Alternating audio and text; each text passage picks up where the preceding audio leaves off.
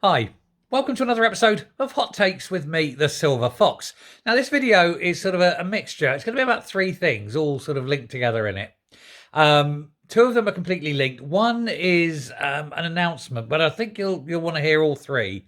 What we're going to say is, first of all, I did a video earlier where we talked about Douglas Ross, where he was going to be standing as a candidate in the general election. This, of course, is after he announced that he wasn't going to be standing as a candidate in the general election. And it turns out that David Dogood, who was going to be standing for this particular seat, which is a new seat because of the way that they've changed the boundaries, but sort of an amalgamation of the old seat and some new area. He had been very ill. He's been in hospital for a month in what they call it, intensive care and that. And so the local party felt he couldn't maintain that position very well. He's sort of saying he could have done it, but he didn't. Anyway, they've got Douglas Ross in at very short notice to stand as an emergency, and he announced that earlier. Now, what we've got now is Kate Forbes has chipped in, of course. She's felt that her comment is necessary and is important about how Conservative policy works. And she's saying that it is Douglas Ross is basically undermining democracy by standing and not allowing David Dogood to stand. Don't know what it's got to do with her. She's in a completely different party. She's saying that Ross is betraying Dogood and all this. What's it got to do with Kate Forbes, how another party deals with its candidates at an election? It's weird, isn't it? I think the main thing is she doesn't like the idea of Douglas Ross having two seats.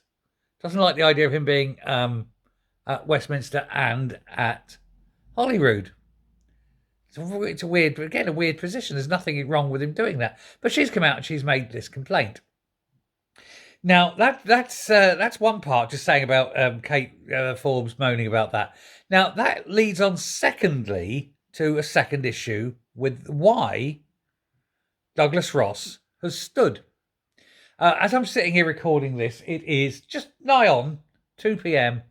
on a Thursday afternoon, which means there is exactly 26 hours for candidates to be named in every candidacy, in every constituency.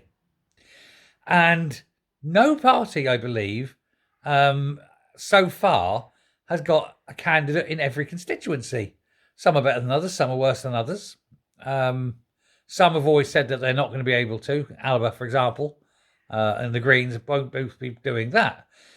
But you'd expect Labour, the Tories, Lib Dems and SNP to have a candidate in every constituency. And with such a short time frame remaining, of course, that's why they grabbed Douglas Ross. They don't want to have to go through whole swathes of having to do due diligence and background checks if they've got a man who they know can just step in and do it, and it fills that particular gap.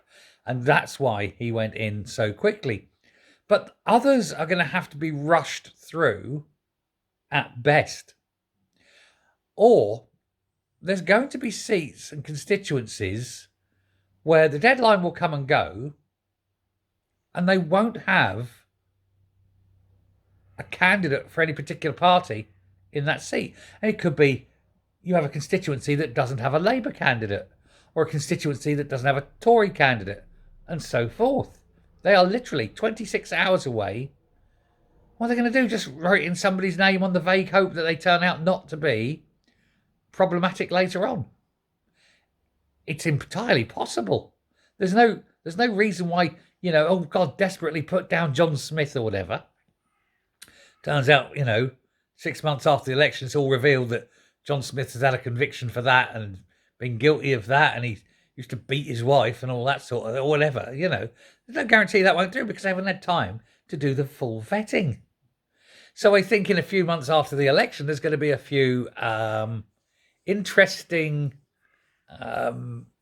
let's just say, resignations, or at least revelations, if not resignations.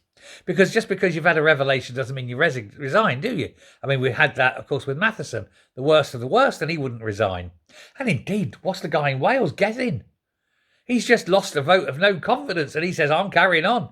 He's not resigning, even after losing the vote of no confidence. Although it makes you wonder how long, of course, he will be there. Can't see him lasting much longer. Having lost the vote of confidence, all it takes is all the opposition to just constantly just turn their head, not respond, not turn up whenever he's in. Or if he walks into the chamber, they just get up and walk out. The hint will be given. So I don't know if he'll last long. But he's certainly got no obligation to go. But, there we go. So that's where we're at. So, as I say, it's desperate times in terms of getting people in and on ballots with short notice. Now, like I say, 20 less than 26 hours now. And they've got all those seats to fill. It's going to be interesting.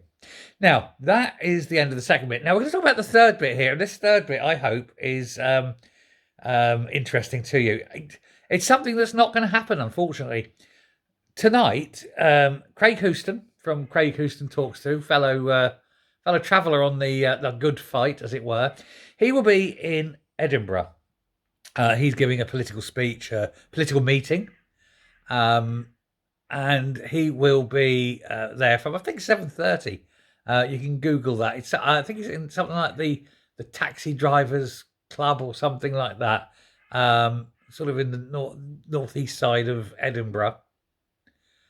Anyway, I was, and he didn't know this, but I actually had tickets to go and see him.